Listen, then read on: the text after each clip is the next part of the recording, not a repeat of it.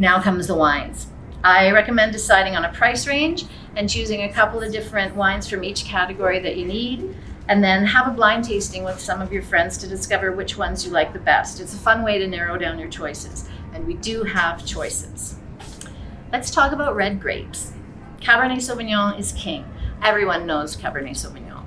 It's big and bold with notes of blackcurrant and cedar. It's good with grilled steaks, meaty dishes like duck, and rich vegetarian fare. Merlot is another red grape. It's Cabernet Sauvignon's suave half-brother. He's dark and smooth with notes of blackberry, chocolate, and rich plum. Merlot is also great with all the things that you can pair with Cabernet, so the grilled meats, etc.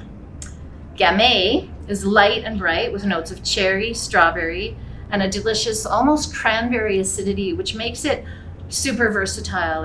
In food pairing. It's good with most good food, and it's not too heavy and not really too light. On to my favorite, Cabernet Franc. Cabernet Franc is elegant with notes of strawberry, raspberry, bell pepper, and stone. Think of like wet gravel on the nose.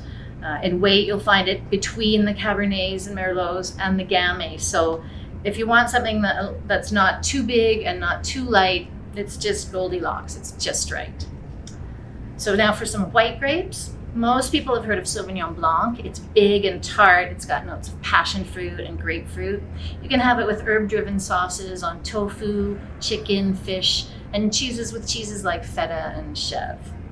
Chardonnay is round and bright with notes of apple and pineapple. And if it's oaked, it'll have notes of vanilla and maybe some butter.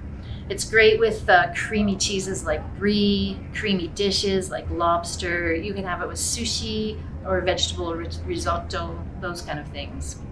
Viognier is a lesser known grape. It's lush and fleshy with floral notes of rose and orange blossom, plus tangerine and peach. Try it with curries and lighter meats like pork, chicken, or turkey. Riesling, don't get scared. Riesling is not always sweet. Look for an off-dry Riesling.